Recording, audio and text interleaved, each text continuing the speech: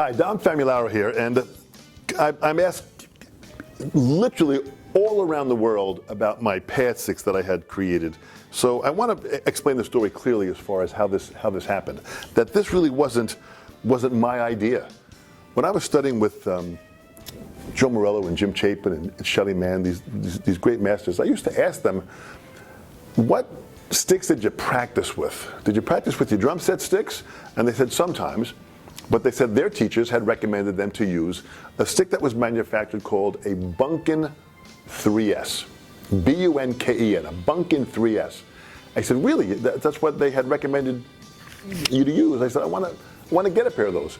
And at the time, when I was taking lessons, that the company wasn't really around anymore. So I said, well, I want to try and get a pair of these Bunken 3S. They said, yeah, they were maple sticks, and they were bigger sticks with a big ball on the end that really made you over-exaggerate the movement when you practiced. And that's what their teachers wanted them to feel, that over-exaggerated movement, to really work a little bit more, to get your wrist to over-exaggerate each area so your muscles would be stretched and strengthened, which is what they would say. I said, okay, so I said, I want to find a pair of these sticks. Well, the sticks were manufactured by this family. Bunken was a husband and wife team, Bunny and Ken, B-U-N-K-E-N, Bunken, and 3S was the model of this particular stick. So I kind of hopped in my car and I drove up to the northeast area of America and went around that area through Connecticut and New Hampshire and the Massachusetts area to try and find music stores that might have this stick.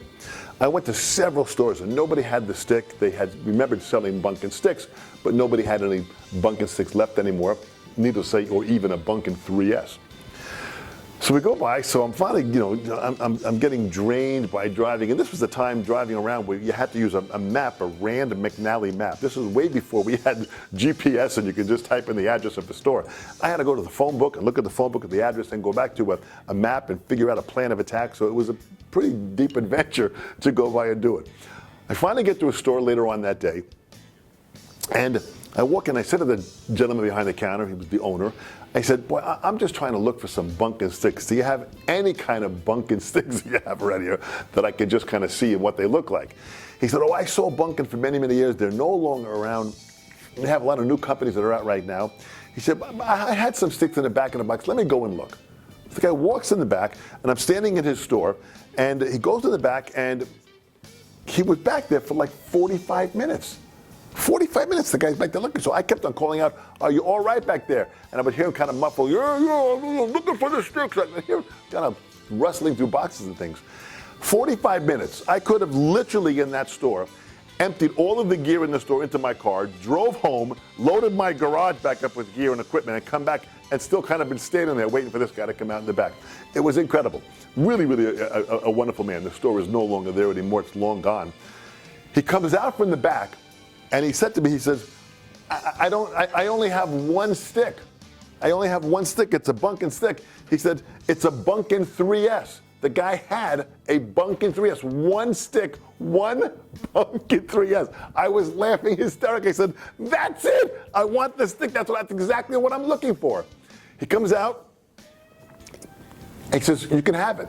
I said, I want to pay for it. I give him $20. He says, $20? It's only one stick. You need two sticks to play. I said, I don't care. I want the stick. I take the stick, take the stick home, and it was a maple stick. And if you look at this, it's a maple stick. You can kind of see it. It was branded into the stick, Bunken 3S. So I take the stick, I bring it home, and I found a Scottish pair of sticks that were maple sticks that were the same kind of thickness and shape and length, and they had a long tip to it.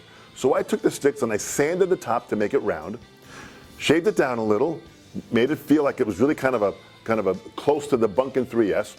I made a pair of sticks, then I sprayed them. I was in my bedroom with the windows closed, spraying aerosol varnish. Imagine how that was a million laughs too, right? Until finally my mother came in and said, why don't you open the window, at least get a little ventilation in here. We sprayed the sticks to kind of get the same feel. So I had the Scottish stick, and I made myself a pair of Bunken 3S. So I went to a lesson with Joe Morello. We walk in, and I said, Joe, you got to check these out. I give him this pair of sticks that I made. He goes, wow. He said, these are Bunken 3S. I said, well, not really, Joe. I said, I only had one Bunken 3S, but I made these sticks to kind of feel and look like Bunken. He said, Fam, you got to make me a pair. I said, all right. So I go back after the lesson. I buy another pair of Scottish sticks, sand them down, spray them, this time, of course, with the window open, spray them down, get them to feel a certain feel. They really felt great. I bring it back to Joe. I give him a pair. Joe loved the sticks. He probably used to use them all the time. And then finally, about 2 weeks later, I get a call from Jim Chapin. Fam, where are my Bunken sticks?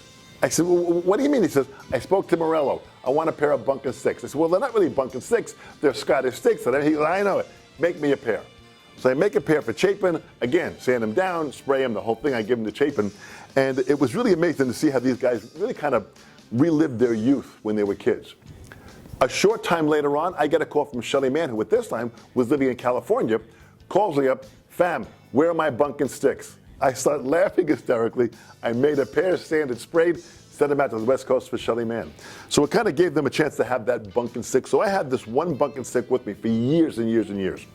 And then one day, about 10, 12 years ago, I am driving into my house, and in my mailbox open, there's a stick in my mailbox, and it couldn't close. So I stop the car, I step out and I get it, and I look at it, and it's a Bunken 3S. So I immediately thought, well, maybe my kids were very young at the time, maybe they were in my studio playing with my Bunken stick. I said, oh boy, let me go put this back in the studio. I walk into my studio, I go to put it back, and my original Bunken stick is there. So somebody dropped this stick off. I have no idea who it was. There was no note, no email, no call, no nothing. Just this stick in my mailbox. So now I have an actual pair of Bunken 3S sticks and how they were made, the original pair. And I designed this stick to look like this. So ProMark makes me this stick. And what we put on the stick is Active Grip.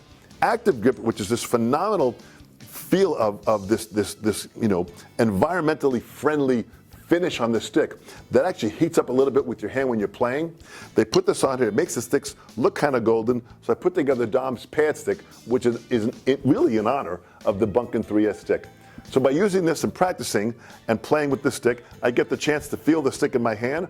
And again, stretch and strengthen to over-exaggerate the movement in my hands to give me that same sensation as the Bunken 3S sticks did. So with these Bunken 3S sticks, and of course my sticks here, I try to keep the legacy alive, and any picture you see of Jim Chapin in photos, if you go to the internet, type in Jim Chapin, go under images, you'll find many, many pictures of Jim with my pad sticks with him all the time. He carried around his practice pad, the pad sticks, all the time, showcasing these techniques everywhere around the world. Dom's pad sticks. Thanks so much, man. I hope you enjoy them.